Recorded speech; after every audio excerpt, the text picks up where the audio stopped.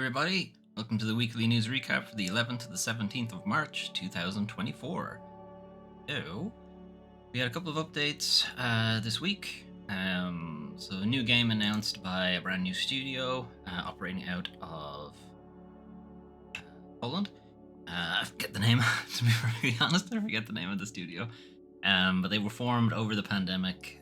Critical Hit Games, there you go. They were formed over the pandemic. They are former Witcher devs, former CG Projekt Red, Cyberpunk, and so on, as well as a couple of other industry veterans. So this game is called Nobody Wants to Die. Citation needed. But anyway, this guy's about to serve him some dynamite chaser. Anyway, this is a full CG trailer. There's no gameplay or anything like that. The idea is that it's probably going to be something along the lines of Cyberpunk, Deus Ex, something like that, first-person type thing. It's got a bit of a noir vibe to it, a bit of a cyberpunk vibe. I think like Blade Runner, I think is what they're going for. Looks interesting. There's no release date or anything like that. It's more just a, hey, this is what we've been working on since 2020 kind of thing. Seems he has some timey, rewindy powers. They're playing a detective in the city and so on. There's a bomb inside that tree. There's a reference to Ouroboros. There's a reference to Planet of the Apes, as well as a couple of other things. You know, they're pulling from some interesting ideas. There's Ouroboros. Anyway, we know very little about what the game is actually going to be about, just what it's called. Yeah, apparently it's going to come out this year. We'll see. We'll have a feeling that one's going to be delayed. Anyway, moving on. A couple of games that we had known about already have gotten official release dates. So Children of the Sun, that we played on Steam Next Fest, the most recent one. Again, I forget the name of the developer, but it's been published by Devolver. Children of the Sun is a first-person puzzle type game. So you have one shot, typically, to kill everybody on the map. The idea is you can redirect the bullet after each successful shot. There are different abilities that go with that. You can curve the bullet, you can re-aim from when somebody died or something like that. And you basically have to find what is the path through the level that will take out everybody in one shot. I thought it was really good. It's a really well thought out idea. The visuals are really interesting. I'm not sure they're for me exactly, but I think I get what they're going for. When I never got past the forest in the demo, so I'm not sure how far further into the game the demo gets. But I did realize you could use a bird as a target and use that to redirect the bullet, which was pretty funny. I wasn't expecting the game to do that, but you can fire up into the air, shoot the bird, and then use that to shoot down into the map. I thought that was pretty fun. Anyway, April 9th, 2024 for Children of the Sun. So far only on PC. Paper Trail, I don't remember if we played this during Steam Next Fest or if I played this off stream. I might have played this off stream, but anyway, Paper Trail is, as you can see, it's a puzzle game. You are on these different tiles, or different sheets of paper if you like, and each sheet can be folded in a lot of different ways to sort of change what's going on in the environment and that kind of thing. So it's like trying to figure out, what the correct ways to fold things are, how that can help you get to different areas and that sort of thing. The other thing to keep in mind is that the other side of the paper has its own picture, so sometimes when you fold it, you might be getting something completely different on the opposite side of it. Yeah, I thought it was really good. It reminded me a lot of a game called Carto. Carto doesn't really have a folding mechanic necessarily, but it does have a rearrangement of tiles puzzle element to it, which I really enjoyed. I'm hoping this one will have the same kind of vibe to it. As you can see, a lot of people liked it. So this will be May 21st, I think. Date for this one. May 21st. Again, oh no, that one's going to be on everything, including Netflix. So if you have a Netflix sub and you don't mind playing on your phone, I don't know. How do Netflix games work? Do you still have to download them on PC or can you play them on your phone? I have no idea. Anyway, moving on. Crow Country. This is a game I have talked about briefly. I had intended to stream the demo for it, but it's actually kind of hard. Not just playing through and it's like, I can't stream this. It's just going to be me dying on this one enemy over and over again. Yeah, I found it kind of difficult, but I really like what they're going for, the aesthetic wise. So they're kind of going for Resident Evil type game. It is a sort of survival horror, but they're also giving it kind of the chunky sprites from like Final Fantasy VII. Is kind of what I see from it, and then there's quite a bit of Parasite Eve there as well. There's a lot of really good games there that they're merging together, so I'm really interested to play a bit more of it. But as I said, it was kind of hard, so I don't know. I believe this is coming to more than just PlayStation. Happens to be a PlayStation trailer. But it's going to be on Xbox as well. PC, I don't know about Switch. You'll have to check. But May 9th. For that one, Crow Country. Squirrel with a Gun has been a sort of Twitter meme for a really long time. Seen a lot of different gameplay clips and GIFs of this game for, I don't know, 3-4 years at this point now. Very dumb, with Squirrel just picking up a gun and going nuts. No pun intended. Anyway, skipping ahead a little bit, Squirrel does get hyper violent and steals this guy's gun and shoots him in the balls. Anyway, no, shoots him in the head. It's very dumb. It's a very, very stupid concept. And how exactly gameplay works, is this just a sandbox thing like Goat Simulator, or are there actually distinct levels? I get the feeling that it's probably going to run a bit more like Goat Sim, in that you just have like tasks to do in like the big map. You'll sometimes be accosted by agents, I guess. But on the other hand, there it looked like that was like a bespoke platforming type level. So who knows? Lots of cosmetics again. That's very Goat Sim. I don't know. I'd be interested to see it. I mean, of course, it's like incredibly stupid, so I have to play it. I don't think this has a release date now. This was more to announce that they have a publisher. They're finally going to get somebody has finally decided to go with Squirrel with a Gun. Maximum Entertainment and/or DD Creations. I'm not sure which one of those is the publisher. Published by Maximum Entertainment. There you go. That's the publisher. So yeah, no release date. Some stage later this year. Finally, System Shock. So this is the System Shock remake. This is from Night Dive Studios. Night Dive are typically the people behind PC remasters of some older first-person shooter games. It's that kind of thing. Most recent one being Star Wars Dark Forces. And they have remastered the original System Shock and System Shock 2. They were well received, but this was an attempt to make completely remake the first game. Also very well received. Disclosure, I did back this on Kickstarter, and I've been waiting for the console release for a while because God bless the Steam Deck, but it cannot handle the game. And I don't have a PC, or proper gaming PC, that could handle it either. Anyway, I've really wanted to play the original System Shock and just trying to get something to run it correctly. And then obviously the issue is that it's one of the very first immersive sims, so it's clunky as fuck. The newer game, the newer remake, obviously streamlines a lot of that. Not streamlines it, it just makes it nicer. You know, it has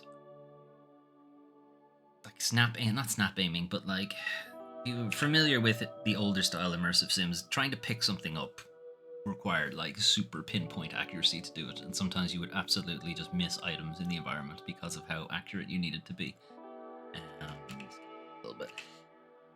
The new one makes that a little bit better. I've played the demo of it and managed to get that to run on Steam Deck, but I just figured I can't play the entire game like this, it's stuttering too much. Anyway, it's going to be coming to consoles, so they now have a proper console release date. They have a publisher who's going to help them get that onto consoles, so it is May at some point. My intention is to do a full Let's Play of this game. We'll see how that works out, but that is my plan. May 20 something? First, I think is what it was. Any second now, there it is, May 21st. So that will be out soon-ish. Alright, that's it for the trailers for a little bit. Anyway, Nintendo announced everything on Mario Day. So Mario Day was, as you might imagine, in the US, March 10th. Because they do their dates wrong. Anyway, was Mario Day. That was on a Sunday. If you're looking at the title of this stream and or VOD, you will notice that we are doing the 11th to the 17th, so technically I missed this. But they released this news after I had finished doing the news, so dicks. Anyway, what did they announce? Well, there's a new Mario movie on the way. Big shock. It did extremely well, so of course they're making a sequel. Don't expect it anytime soon. April 3rd, 2026. When you can expect it, and it will probably be delayed. Yeah, unsurprising. Again, not clear about cast or anything like that, but it wouldn't surprise me that Chris Pratt and Jack Black and so on, and Taylor Joy will probably make the return. Charlie Day, the rest, I don't remember who else was in it. Two upcoming games have finalized their release dates. So Paper Mario: Thousand Year Door, May 23rd. Luigi's Mansion 2 HD, which is sort of the remaster slash remake, will be June 27th. And then a bunch of Mario games have been added to Switch Online. Um, Dr. Mario, Game Boy, Mario Golf and Game Boy Color, and Mario Tennis, also Game Boy Color, will be there in end of March. No, already there. They're already there, March 12th. And then something about Lego, but Lego Mario is way too expensive. Lego is way too expensive in the first place, but Lego Mario, very much so. And again, following on from the story we did last week about Warner Brothers not really knowing what to do with their live services stuff and not really being able to handle them, they're trying multiverses again. But they're alleging that the last time released it was technically a beta, and then this is the full release of the game. No, no, this is the second attempt at the game. Anyway, it's coming back the end of May 2024. Recent McDonald's collaboration with the game state rumors. Okay.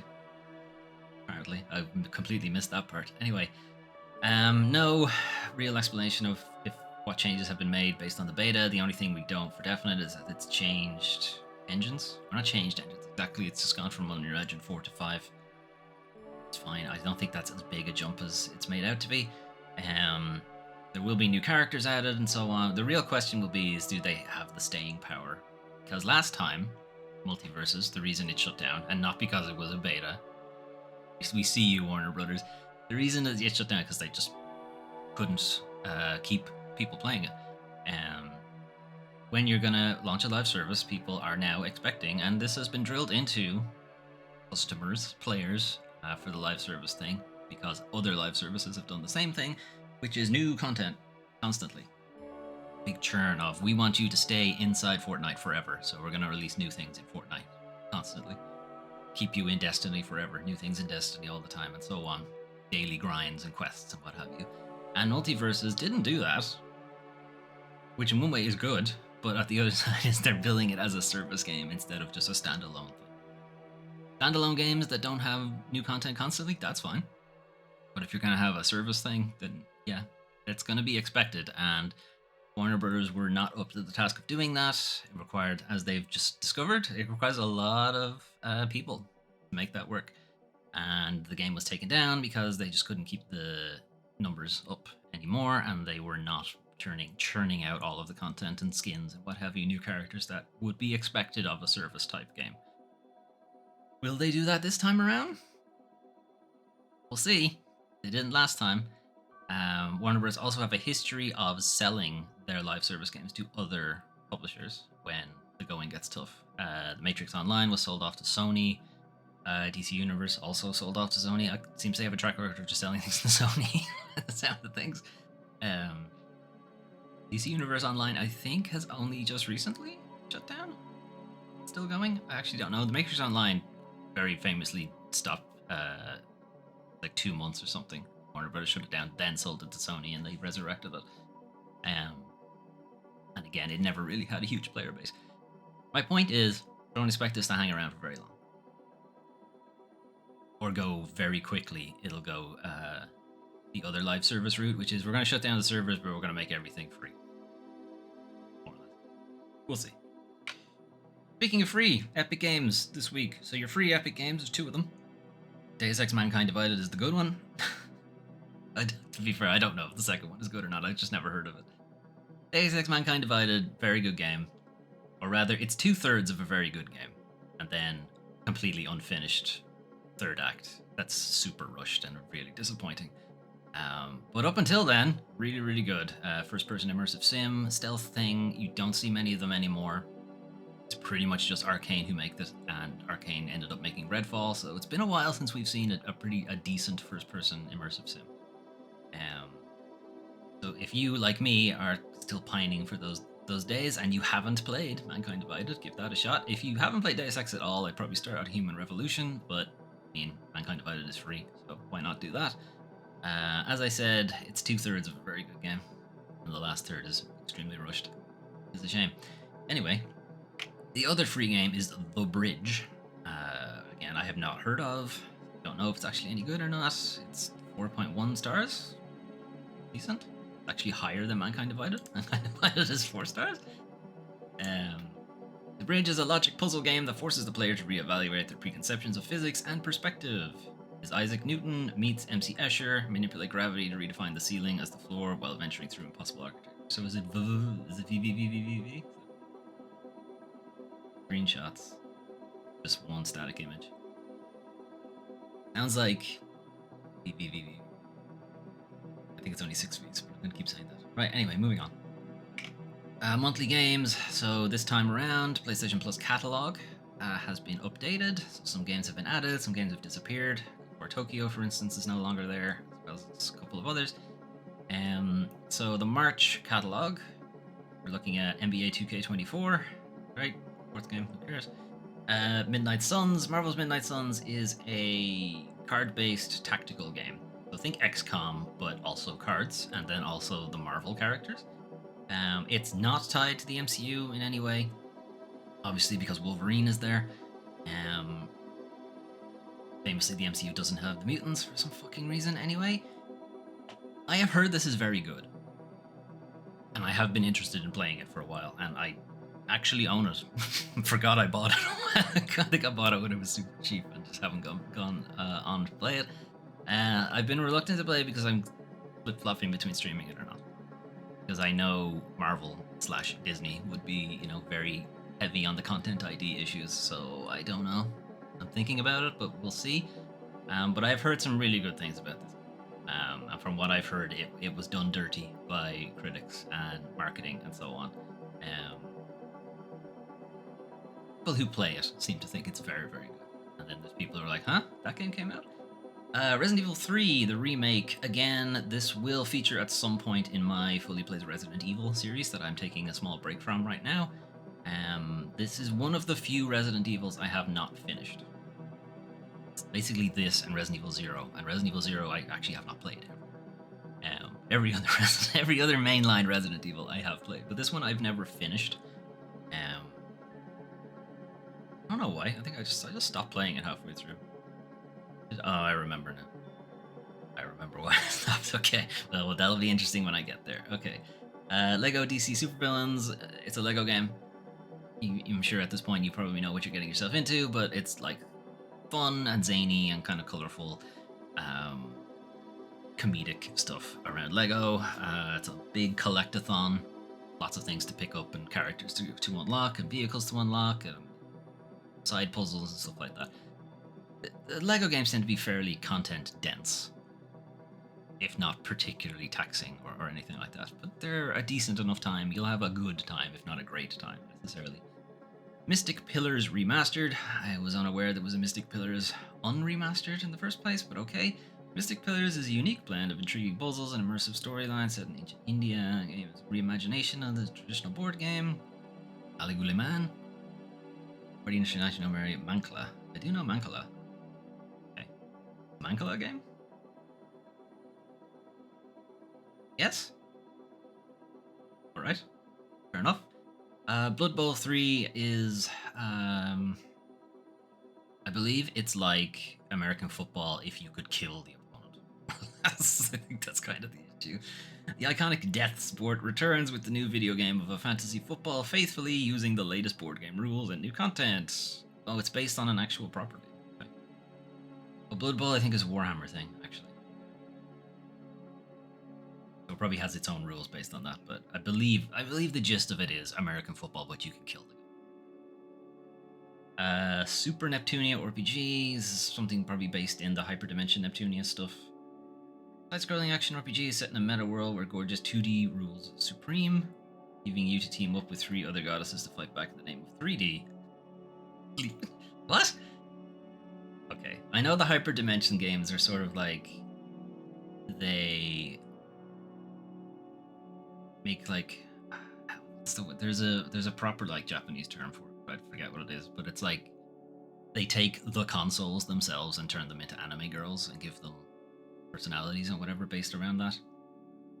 guess this is what they're going with, the same idea there. Dragon Ball Z Kakarot. This is effectively you playing as Goku or Kakarot and playing through the Dragon Ball story and the Dragon Ball Z story. Relive the story of Goku and other Z fighters in this action RPG based on yada yada. I'm sure you were at least familiar with Dragon Ball at this point. This is pretty good and somewhat, bittersweet timing that Akira Toriyama passed last week, creator of Dragon Ball, as well as other things. I highly doubt it was intended that this would come out at the same time. This kind of thing would have been in the works for a while, but yeah, it's an unfortunate, bittersweet coincidence, I guess. I've heard good things about it, though. Apparently a very good game. Jak and Daxter: The Lost Frontier. Before the original Jak and Daxter actually hits PlayStation Premium Classics, the sequel is going to be there instead. Oh, not the sequel. This is the PSP version, actually. Never mind the regular Jak and Daxter PS2 game. We're going to give you the PSP one instead. Oh, okay. Thanks, I guess. Cool Borders or SSX at home. Experience the PS1 snowboarding racer. Enhanced to include yada yada yada. Yeah, I mean, they don't have SSX because EA are not going to give them that, so Cool Borders, I guess, instead. And then God's Eater Burst, which I am pretty sure is a typo. I'm reasonably certain the God Eater games are called God Eater, not God's Eater, but okay. These are sort of Monster Hunter, but not as good. I think is probably the best way to describe them. Subscribe them? Describe them? You fight off against these big enemies called Origami. They all have their own different kind of movesets and behavior patterns, not unlike the monsters out of Monster Hunter. You and a team of characters, animes, peoples jump into the fight to fight them, as well as a bunch of mobs and chase them around the map and that kind of thing. Again, like Monster Hunter.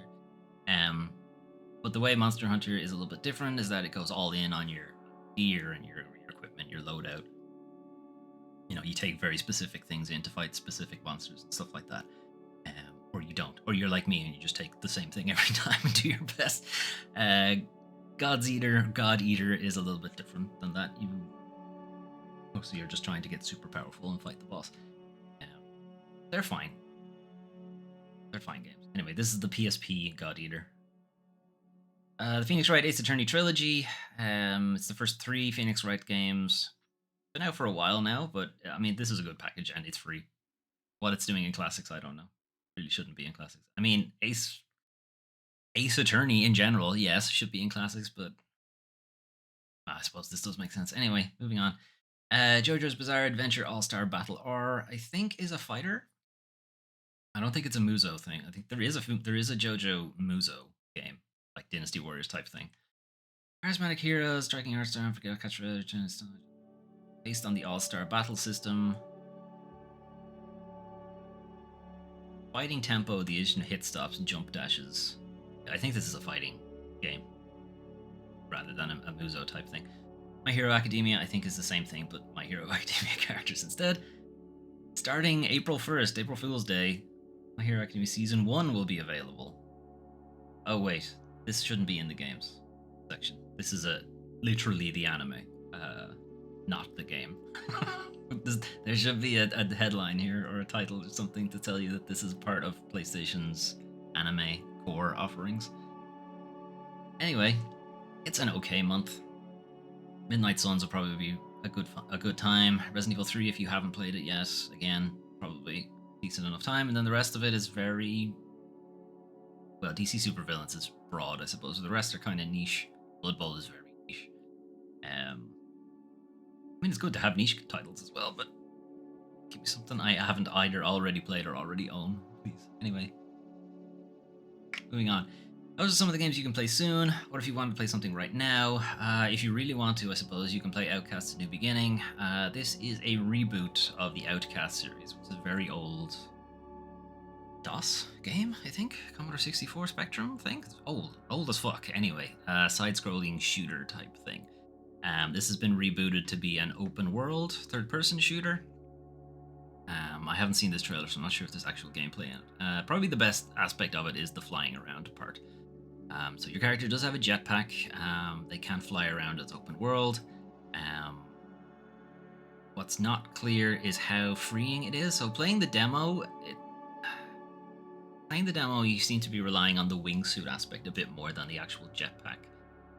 So it seems that it's a bit more like Just Cause in the way you use the wingsuit to sort of up and dive, or the Batman Arkham games in a similar standpoint. And the jetpack thing is mostly for getting from A to B quickly. It doesn't seem to really be used in combat too much, which is a bit disappointing. Speaking of combat, the game plays a lot like a PS2 title. That's kind of what it feels like. It feels like an extremely HD 2D or HD PS2 game. That's kind of what it feels like. It's still very arcadey, and that's its roots. You know, going around shooting guys, collecting power ups and stuff like that. It seems okay. You know, my feeling is that the open world will probably make it feel a bit thin or a bit stretched out, kind of content wise. The reviews are a bit middling. It's 70s, low 80s for some, meaning it's okay. It's all right, but for the price they're expecting, it's the €70 thing. It's like, this shouldn't have been €70. Like, I'm sure you spent a lot of money to make it, but this isn't a €70 game, guys. This is a €50 at best. Anyway, we'll see. I have a feeling that'll hit PlayStation Plus pretty soon. Anyway, unfortunately though, it is now time to talk about the worst part of video games: video game industry. So, Star Wars KOTOR remake developer escapes Embracer's clutches. So this is news that we were talking about last week, that Saber Interactive were looking to buy themselves out from Embracer Group. This has now been confirmed. So Saber Interactive has officially been sold to the Embracer Group for $500 million. A lot of that is in asset transfer and stuff like that, so it's not all cash. The sale is to a private investor group under Beacon Interactive, which is owned by Saber Interactive co-founder. So I was initially kind of apprehensive about the sale because it was to a private investment group. We know what's kind of happened previously in video game industry, or every industry. When private investment, private equity get involved, they just hollow it out and sell off all the pieces. But the fact that it is owned by Saber Interactive founder, or you would assume that they have some intention of actually keeping the company and not hollowing it out. But I guess we'll see. Saber will keep studios. So some studios, they're coming with them, some studios are not. Previously, when Embracer acquired Saber Interactive were an umbrella for a lot of studios. They weren't just their own thing. They did do their own development, and they develop a lot of games themselves, but they were also a publishing arm that had a lot of studios underneath it. So they're not getting all of them. They're getting some of those studios. They're getting about half of the things. So they're going to keep 4A Studios, which is probably their biggest get. They're the Metro guys. And Zen Studios, who do the Zen Pinball series, which mightn't seem like a huge get, but the pinball guys make money. They fucking make money. I don't know how they do it, but they really make money. Anyway, on top of that, Nimble Giant, who do the Star Trek Infinity, I think it's called, the most recent Star Trek game. 3D Realms, who should require no introduction, but I'm going to do it anyway. 3D Realms are Duke Nukem, effectively, but they are also themselves a big publisher of boomer shooter first-person things. Sandbox Strategies are a PR firm. They're not actually a video game developer. They handle marketing, stuff like that. New World Interactive,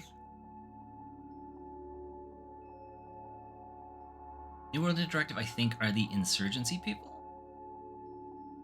Insurgency Sandstorm, those guys, the military shooter types. Slipgate Ironworks, I know they've worked on Ghost Runner, but I believe they've worked on a good few things before that. Ghost Runner is the one I remember them from. Madhead Games, the only game I know of them is Scars Above, that I played last year on the channel. It's an okay third-person shooter. That's probably harder than it needs to be. Did platinum it though. I had fun platinuming it, to be honest, but that's because I dropped the difficulty way down and had a hell of a lot more fun with the game. And then Fractured Byte, I haven't actually been able to figure out who Fractured Byte are. I think they're like a support dev. I don't think they make their own stuff. I think they just help with other people's. Anyway, Embracer are going to hold on to Tripwire. I looked all of these up, and I know I actually don't remember it. Beamdog are familiar. Every time I think of this, Beamdog are super familiar, and I forget what they do. Shiver, I know. They make the Lucifer games. The Lucifer games are effectively what if Agent 47 from Hitman was literally the devil and a child. That's those games. I don't know. I don't remember a lot of these now. I looked a lot of them up, but I don't remember now. Anyway, Aspyr is probably their big one. Aspyr are known for doing a lot of remasters. Beamdog, that's who they are. They do the D&D, older D&D games. Baldur's Gate Enhanced, Baldur's Gate 2 Enhanced, Icewind Dale Enhanced, Neverwinter Nights Enhanced. That's them. I knew the name.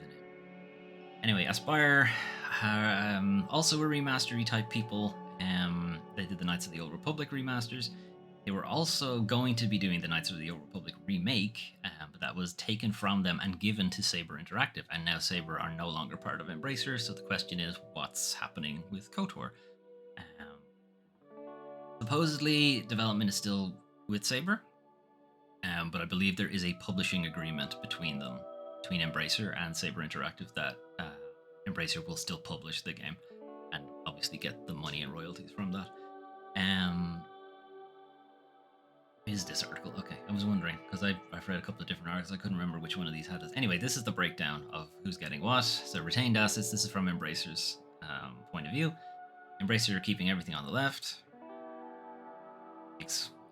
Zen and 4A is in a square because they have an agreement around it that they'll sort of somewhat share it. And then everything on the right, Saber are keeping. And then the things about retained projects, this is basically the breakdown of it. The next AAA game from 4A Games, so the next Metro. Embracer are going to be having an unannounced concept phase AAA game. Don't know. Unannounced. A previously announced AAA game based on a major license. That's assumed to be Knights of the Old Republic.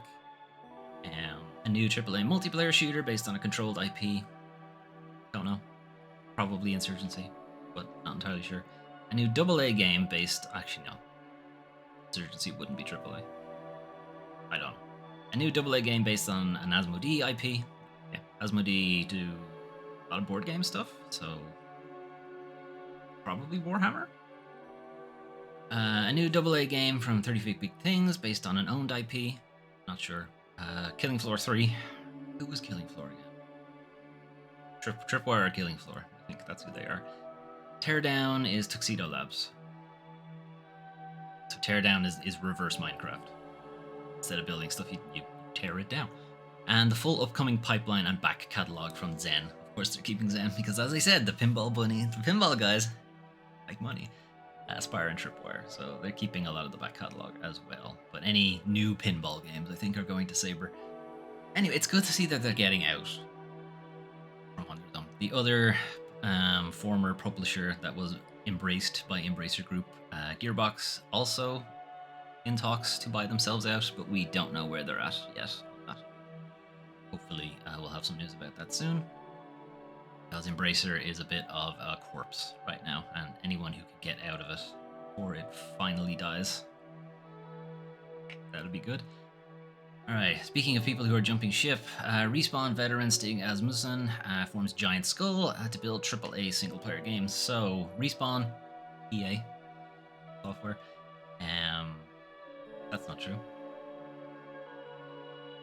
Yes, it is. Yeah, Respawn. Who am I thinking of? Why did I think they were with Activision? Don't know. Anyway, EA's Respawn Studios. He has jumped ship. He's probably best known for, right now, the Star Wars Jedi games, Jedi Fallen Order, Jedi Survivor. He's also previously worked on the original God of War trilogy, PS2, PS3 games. It's going to include a bunch of people that he's poached, probably from the Star Wars Jedi team. A couple of people out of Fortnite, and I believe there are also some people from id Software joining him as well. So yeah, after Respawn were hit with layoffs, and some of their games were cancelled, namely what was presumed to be the first-person Mandalorian game, was also cancelled by EA very recently. They've decided to jump ship, but this kind of thing doesn't happen immediately. You don't spontaneously create a company, so this has obviously been in the works for quite a while. I don't think losing the Star Wars game necessarily set this off. I'd say this was planned way in advance. The opportunity isn't limited to LA either. Why did I highlight this? Oh yeah, because they're doing work from home. Because a lot of the big publishers are having people come back. A lot of the companies around the layoffs and stuff are trying to force people back into the office, whereas this squad are like, no, we made the entirety of Star Wars Jedi Survivor with all work from home. Obviously, it can be done. Anyway, that is their plan. Obviously, they're only getting started, so who knows when their first game or anything will be out. They didn't go into what it's going to be. All they're saying is it's a gameplay-driven, story-immersed action-adventure game, which is effectively what he makes. Sure, makes sense. Also, more people jumping ship from EA. Outgoing Battlefield director says he has nothing positive to say about EA. I'm fucking shocked. Marcus Letho recently left the company and saw the studio he co-founded close. So this is Ridgeline Games, which was founded in 2021, and it was founded to make single-player Battlefield, like campaign-based Battlefield games, and they never got to do that. Marcus Letho also probably known for co-creating Halo, so it was seen as a pretty big deal that they had a co-creator of Halo working on a single-player first-person shooter, even if it was Battlefield. Still, he was directing a new single-player Battlefield game, however, has now left the studio under unclear circumstances. I think it's pretty obvious why, because they cancelled the fucking game he was working on. That's why.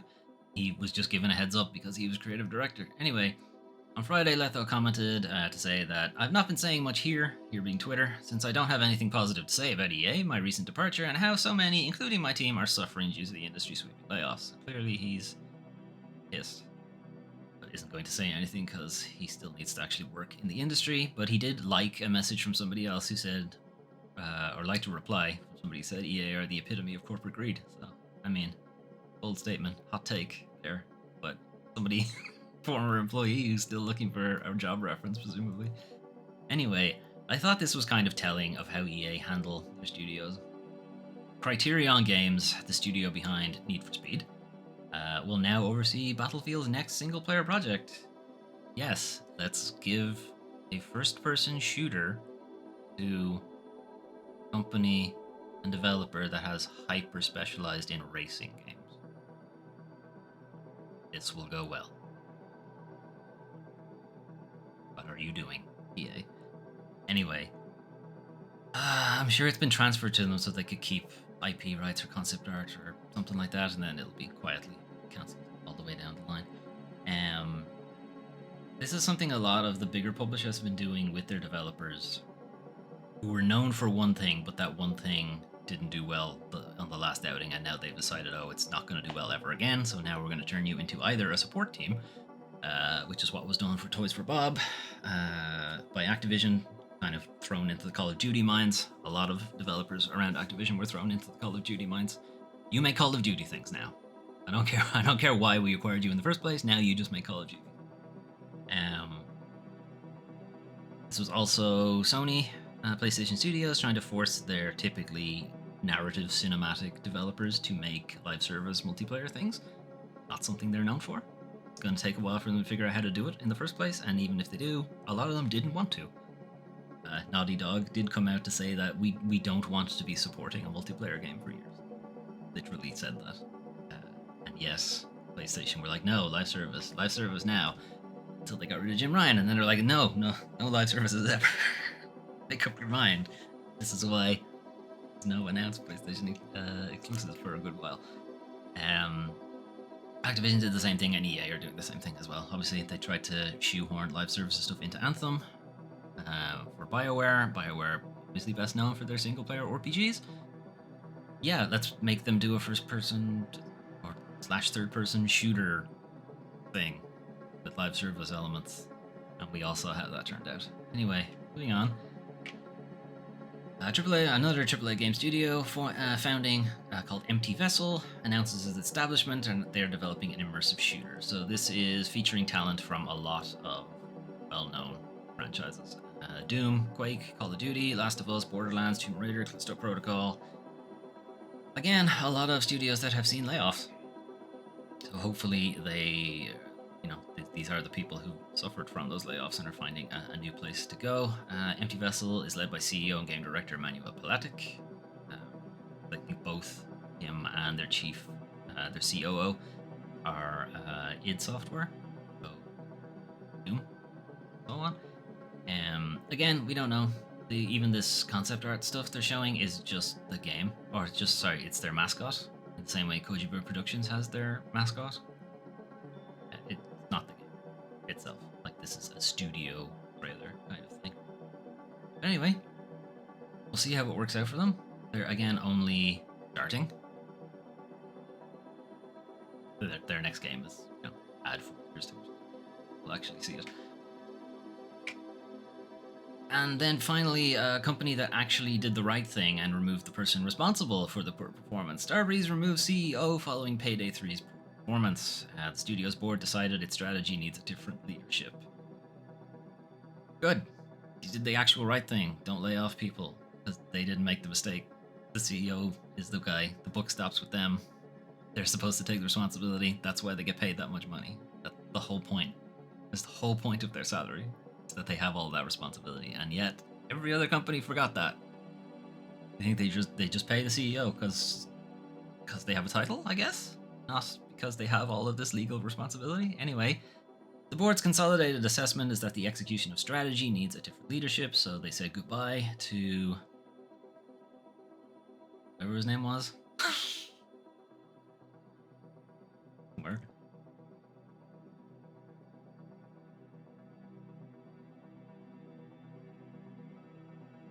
Tobias? I think it's this guy. Tobias Jorgen. Jorgen is yet to come. Yeah, it is. Okay. So he's been jettisoned because Payday 3 did not do that great, particularly compared to Payday 2. A lot of people who play the Payday games were like, why are we making a Payday 3? Just improve Payday 2. It's fine. The reason they're doing it obviously is for money, but it didn't do well. It had considerable issues when it launched. I'm not sure what the state of the game now. But yeah, a lot of it was just matchmaking shit. This was not working very well, and this is an online multiplayer game, so obviously that's a problem. Fans were also left frustrated by an extended wait for the title's first update. That was also an issue. They took a really long time to fix all of those problems too. Anyway, the CEO has been jettisoned. The former general manager, I think is what he was. Anyway, Jurgen Goldner has been appointed as interim CEO. Oh, he is a board member. Okay. Previously a board member, and now he's interim CEO until they have a new CEO. I thought this was pretty funny, though. Tobias Jurgen, get the fuck out, but also we wish him well in his future. It's like, you fired him. we wish him well, just not here. Get the fuck out. Hilarious. Anyway, new interim CEO has, of course, the corporate shit he has to say about it. Starbreeze has a strong history of developing and publishing games. Blah, blah, blah. After launching Payday 3, the company is well positioned to leverage the strengths of the organization to monetize and develop the IP portfolio. Of course, this is somebody talking about a video game.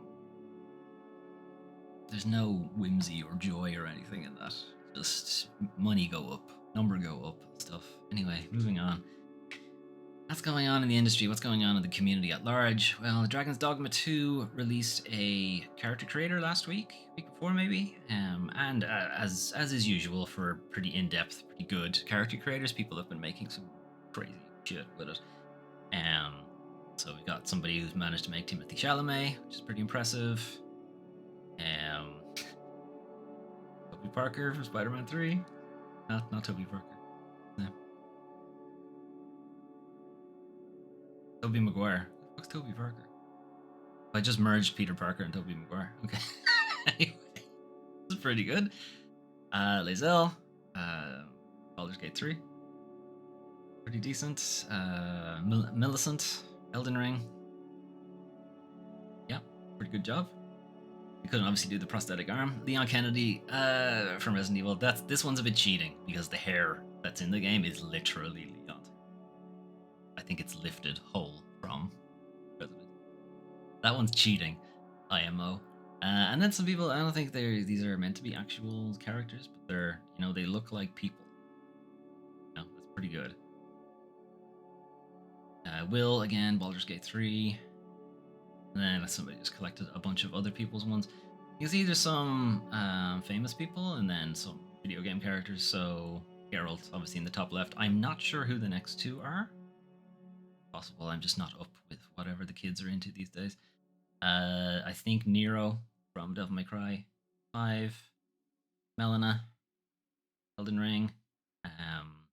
Mads Mikkelsen as Leon. This is a pretty good get. A Navi. I don't know if it's still down on. That doesn't really look like it. Lae'zel, Toby Parker, as I've called him. Heisenberg, I think that's meant to be Shaggy, which is pretty good. That's a pretty good Shaggy. And then, obviously, Handsome Squid. Shadowheart, Baldur's Gate 3, pretty decent. Uncle Ruckus from the Boondocks. Good. Me. Pan Am, Cyberpunk. Nigel Thornberry, yeah, that's him, all right. He doesn't have the teeth, unfortunately. And stupid, sexy Ganondorf. Pretty good Ganondorf. Anyway, yes, you too can make extremely detailed characters in the Dragon's Dogma character creator if you want. It's free on PS5, Xbox, PC, so on. Moving on. Resident Evil 2 mod creates the original experience with 1,700 cameras. So some evil person decided to implement a fixed camera angle mod for Resident Evil 2 Remake. It is cursed. It is tank controls. It's almost like the original game.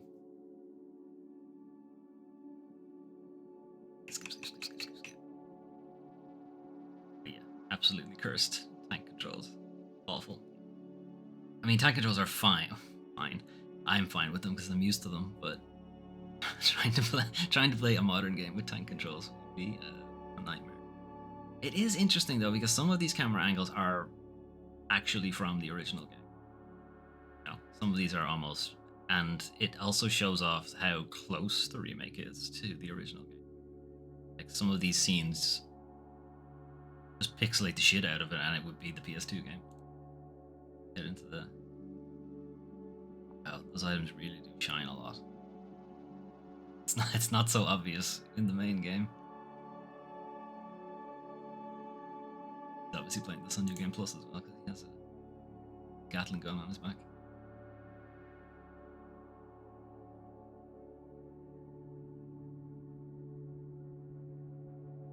The liquor in this room might get attacked, but he went too fast.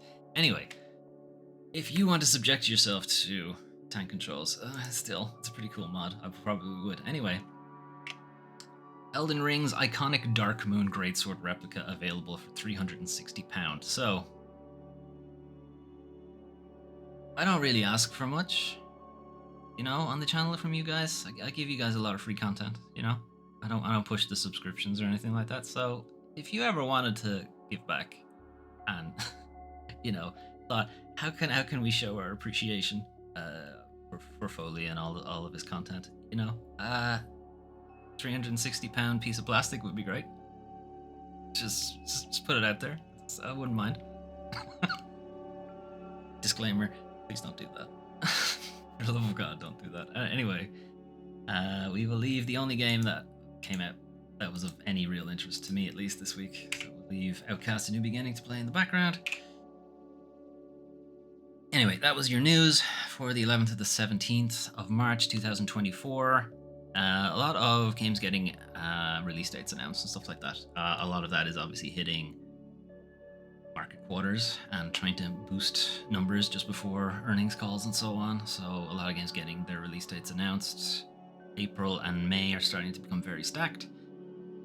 March is already going to be very heavy, particularly next week. Next week is going to be a bit of a massacre for people's wallets if they're going to try to get everything on day one. Um, is Dragon's Dogma, Rise of the Ronin, Alone in the Dark, Princess Peach Showtime.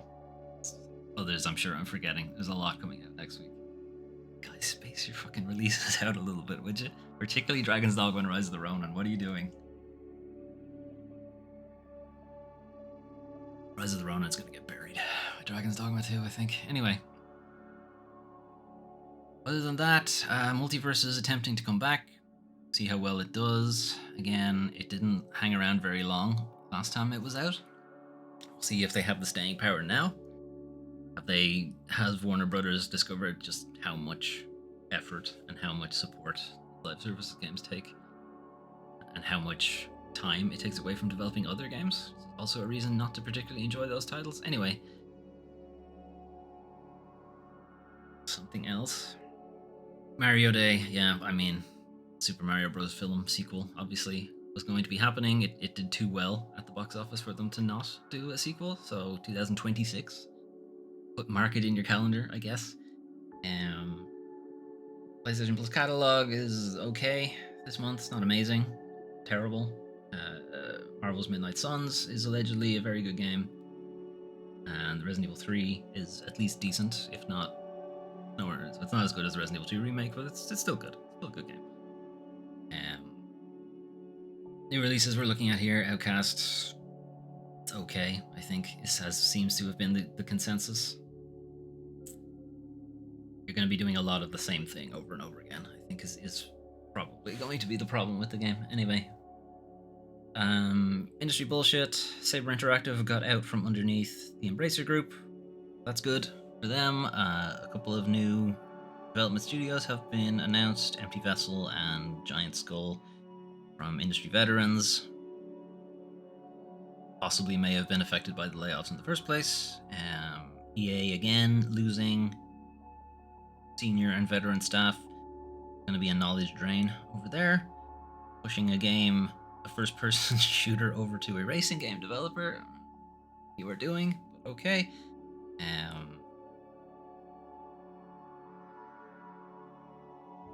Forget what our last story was.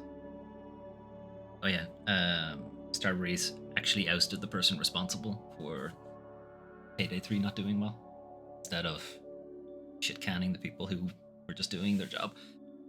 Anyway, that's it for the news. What's going on the channel? So we have our roadmap game card again for 2024. This has not changed in a while because the games that we have going right now are very long. Vanishers and Raincode have been there for ages. Raincode has actually been there since last year. That's how long the fucking game is. It's still going. Vanishers feels like it's maybe I'm halfway through it. I don't know. I think a little bit more than that. Stasis Bone Totem, I feel, will finish this week. I think we will. And then we'll have... I was going to say we'll have something new, but I don't think we will, because I think I'm just going to double up on Raincode until it's finished. It's been hanging around too long, and I need to finish it at this point. It feels like I've been playing it for ages. And I have. That's why it feels like that, I suppose. Anyway, next week, so Thursday is my Twitch affiliate anniversary. It's been a little bit more than a year. Like, actually, technically, Twitch affiliate anniversary was 2 weeks ago. But I delayed it because I just wasn't arsed streaming that day. Anyway, so we're going to play the original Alone in the Dark, if I can get it to run. There's a big asterisk beside that. If I can actually get it to run, we will play the original Alone in the Dark. The new reboot for Alone in the Dark is out next week. We will be doing a full Let's Play of that game. But before that, I figured let's play the original and see the differences, see what they've changed, and so on. The new Alone in the Dark is meant to be a remake, effectively, of the first game. So we'll see how well that plays out. They've obviously made pretty heavy changes to it, because the games do not play the same way in any way whatsoever. It's also going to be like the fourth reboot of the series, so fourth time's the charm, I guess. We'll see. But yeah, we're going to attempt to play the first game. We'll see how it goes. If it runs, we will. If it doesn't, I think we'll just play the new one. But yeah, that's going to be a fairly long stream. I am intending to, if we get the original game running, I'm intending to just play it all in one go. How Long to Beat says it takes about 5 hours to finish. So yeah, we'll see. We'll see how that goes. That's the plan. If we don't actually get around to playing the original, I'll do the same just for the new game. Play it for like 5 or 6 hours or something like that. My, celebration of Twitch recognizing me, I suppose. I don't know. Anyway, I'll be Alone in the Dark. Off stream, I have been playing a lot of Pacific Drive, which is a car survival type thing. If you're not familiar with it, you are stranded in an area of the Pacific north of the US called the Olympic Exclusion Zone. It's excluded from the rest of the US. There's a big wall built up around it because there's some dimensional bleed shenanigans going on around here. There's a lot of horrible things trying to kill you for the most part. Or not trying to kill you necessarily. I think they are slowly killing you in the first place, story-wise. But anyway, it's mostly a survival game. You're exploring the zone. The real gist of it is you're trying to get to the very, very center of the zone to find a way that you might be able to get out eventually, because you are now stuck in here. Otherwise, car is your only means of safety. It kind of keeps you shielded from a lot of the stuff that's going on there, but the car breaks down over time because, again, the zone is attacking you a lot. So it's a lot of replacing parts and going out and farming for resources and stuff like that, and then gradually trying to get closer and closer to the center. I'm enjoying it.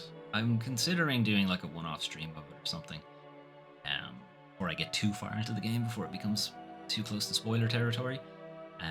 For people who have played the game, I have just reached the second zone. That's how far in I am. Without going too much further into the game or into its story, that's where I'm at. Anyway, I'm thinking about it. We might stream this at some point. I don't know. Anyway, schedule then for next week. Because I still want to finish Stasis Bone Totem, we're going to be doing that as well. So Banishers will only have one stream next week. I may stream it later today.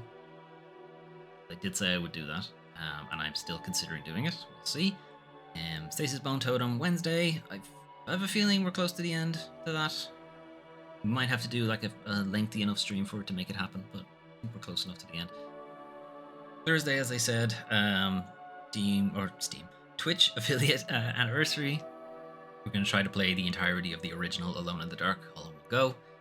How that works out, I'm absolutely going to be using a guide because this game is old as fuck. Which means it's going to be as obscure as anything else. El Paso Elsewhere is still there because we did not play it last week. I was very tired on Friday. That's my excuse. Anyway, we're going to try again this week. Again, it is still a placeholder because we might play D&D. And then Saturday, Master Detective Barco's Raincode. I thought I was at the end, but no. I'm not. There's more. It's still going. And then we'll be back around to the weekly news recap on Sunday. That's what you're watching right now. Right, that's your news and your channel update for 11th to 17th, 2024, March. Thanks for keeping me company. If you want to check out any of those Let's Plays that I was talking about, or if you want to check out any of those Let's Plays, youtube.com/doomtrain5. And if you're watching on YouTube and you wanna be there for the Alone in the Dark playthrough or any of these other things, you can jump into chat twitch.tv/doomtrain5. Right, I am going to leave it there. I may be back later today for more Banishers. Keep an eye on your notifications if you're interested. Otherwise, hopefully I'll see you on Tuesday for Banishers. Right, have a good one. Bye-bye.